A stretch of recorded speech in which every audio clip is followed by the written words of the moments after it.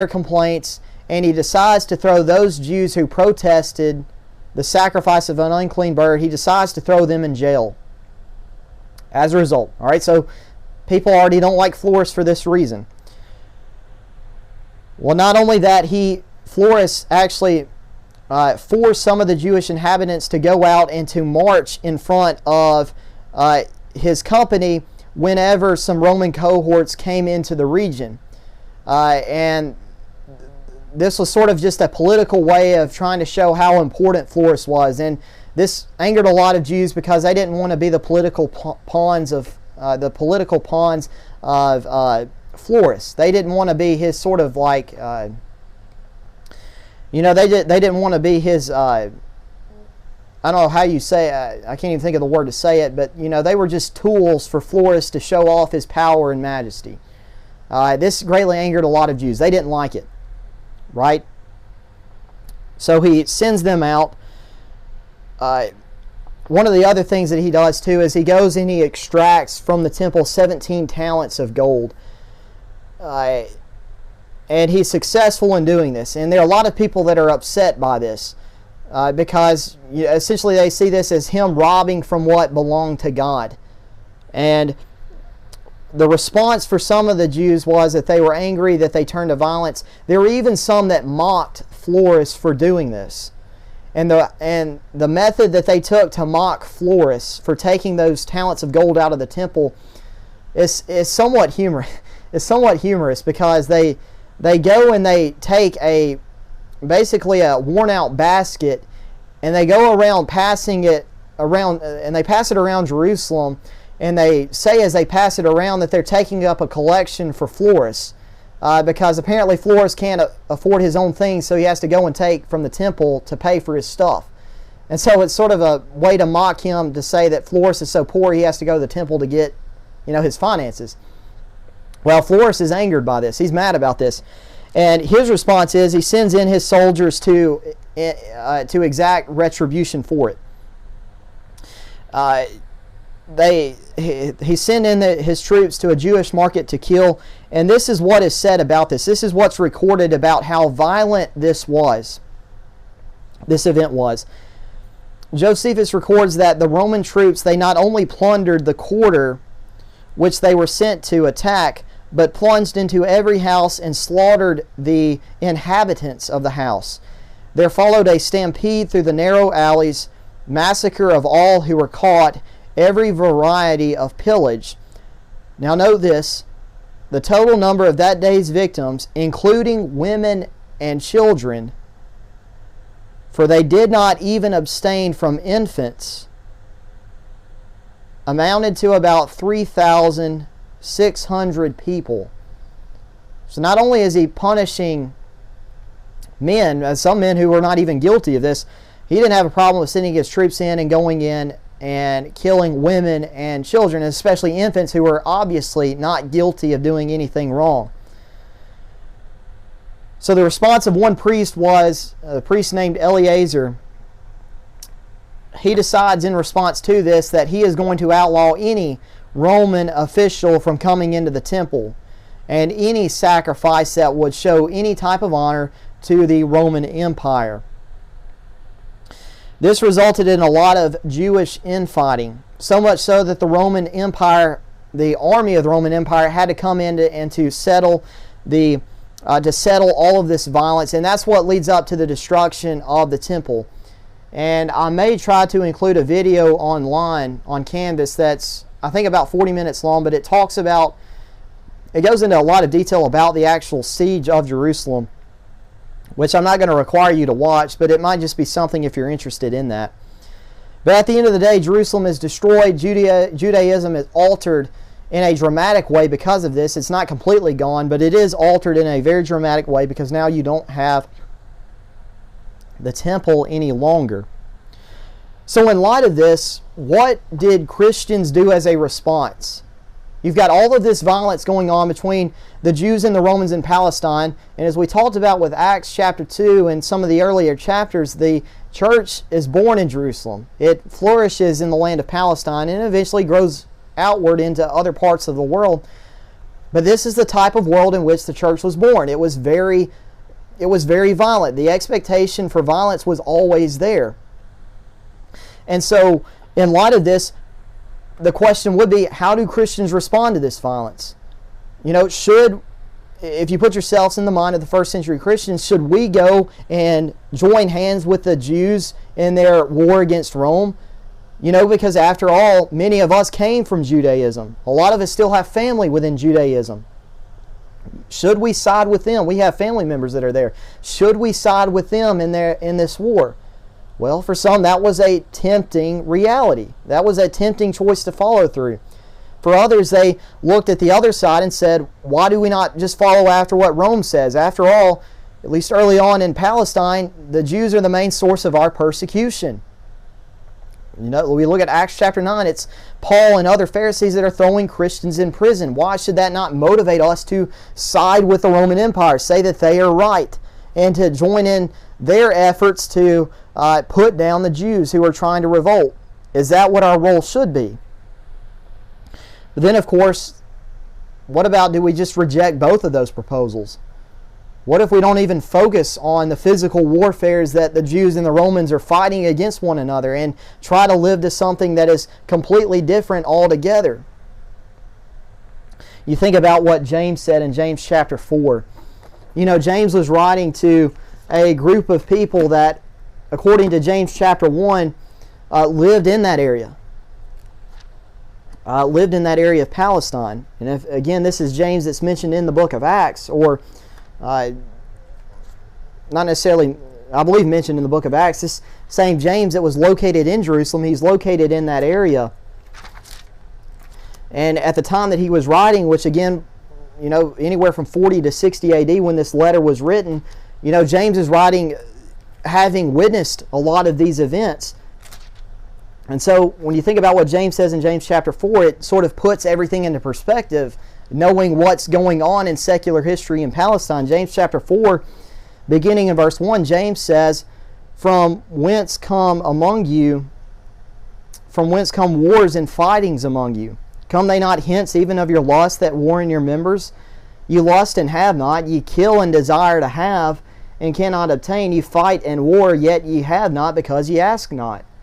Ye ask and receive not, because you ask amiss, that ye may consume it upon your lust. That's the idea that James is saying here, trying to get in mind. If he's writing to these Christians that are wrestling with this idea about what we do with Judaism and Rome, the answer is we don't get involved with what they're doing, because that's not our fight. It sums up in verse 4, ye adulterers and adulteresses, know ye not that the friendship of the world is enmity with God? Whosoever therefore will be a friend of the world is the enemy of God. You cannot, and the point being is, you certainly obey the laws of the land, but you don't sell your soul to Judaism anymore, right? Because that's no longer in effect. You don't sell your soul to the Roman Empire, because eternally they're not going to save you. You don't find salvation through them. And so, you know, James was wrestling with that. A lot of Christians apparently had to wrestle with what was going on in Palestine. And that puts all the more emphasis on why when Jesus came, he came to establish a perfect kingdom. John chapter 18 verse 36, Jesus is very clear, my kingdom is not of this world. Then would my servants fight. You think about that in light, you think about that spiritual kingdom in light of what was going on. You think about how that ties in with the fullness of times. The fact that you've got this constant state of violence in Palestine, which was really producing nothing for Judaism, ultimately would produce nothing for Rome, because Rome would fall. And so what better time to introduce the kingdom of God, which would last forever, which would be spiritual in nature, which would not be dependent on fighting physical wars? What better time to introduce this when you're seeing the futility of trying to fight these wars that have no bearing on, you know, eternal salvation? What better time to introduce a kingdom when you can clearly see the futility in trying to accomplish the goals that the Jews and the Romans had, whose goals were completely apart from what the will of God wanted. And I think that's a great point for us to stop. That is the world in which the church was born, a world full of violence, but at the same time, here comes a spiritual kingdom in the church that would last forever, that would be better than these kingdoms, because unlike Judaism and unlike the Roman Empire, it would completely take into account what God's will was and would carry out that purpose through the spread of the gospel. And all of those factors that we mentioned before, those were critical to the New Testament church and the spread of the gospel. With that being said, I think that is all. Again, I think I've covered these three. I may leave that up there for a minute in case you weren't able to copy some of that down. I do want to go back for a minute and talk about, I just do want to clarify some things that might be on your quiz that just to remind yourselves of. So keep in mind the threefold work of the church: evangelism, edification, benevolence. I know for sure that'll be a question on the quiz. Know for sure the message that Peter spoke in Acts chapter 2, the 6 things concerning that, the fact that this day had been prophesied by Joel, the fact that the Son of God had been crucified, the fact that He had been resurrected from the dead, that He had been, that He is now sitting on the right hand of God, and that His blood was on the hands of those that were there, and is on the hands of us, as Hebrews 6 verse 6 says, that when we reject Christ, we crucify the Son of God afresh. Those who reject God, reject Christ, His blood is on your hands. Point number 5. And then, of course, you need to respond appropriately to what Christ has done for you through repentance and baptism and the plan of salvation. So know that. Know the levels that we talked about within the church structure. Right? So at the top, the head of the church, keep in mind that's Christ. Under Christ, you have the elders who are the overseers of the flock. Do keep in mind that underneath the elders, everybody's essentially on the same level. You've got the deacons, the ministers, and the church members. They're all on the same level. Keep that in mind. Let me see.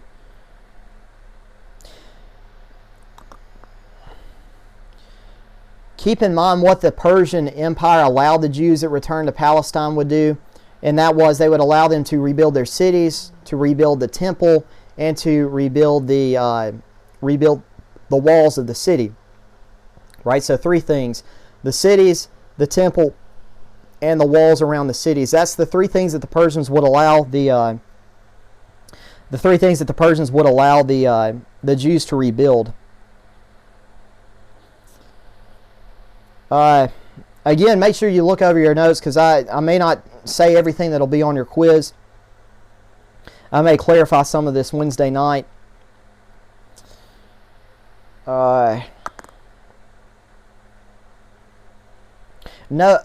what Hellenism is. Make sure you know what Hellenism is, which it simply is the spread of Greek culture, the Greek language, the Greek art, architecture, their religious system. All that's combined in the Greek culture. Make sure you know that. And then know, of course, the things concerning the fullness of time. Like, for instance, with the Greeks and the Jews outside of Palestine, the importance of the Greek language being spread, the fact that it made it easier for the gospel to be written in a common language, and know about the Aramaic language and how that helps Christianity spread outside of the Roman Empire, especially to the eastern portion. Let me think.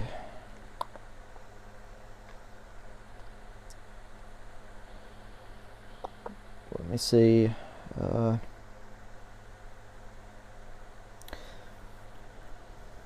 Just know about the Maccabean revolt that it's a response to Antiochus Epiphanes, and how Antiochus Epiphanes mainly sacrificed on a pig on the altar, and how Antiochus Epiphanes built a statue of Zeus. I believe Brother Jeff Bates is going to reinforce that. I believe his sermon is going to reinforce that a little bit. So know that the Maccabean revolt was a response to Antiochus Epiphanes sacrificing a pig on the altar, and Antiochus Epiphanes building a statue of Zeus in the temple. Again, know who the Pharisees, Sadducees, Essenes, and Zealots were. and in particular know their response to their thoughts about the Roman Empire. The Pharisees frowned upon them. The Sadducees generally accepted them. The Essenes completely rejected society altogether as a result of the Roman Empire, and the Zealots, who wanted to drive the Romans out by force.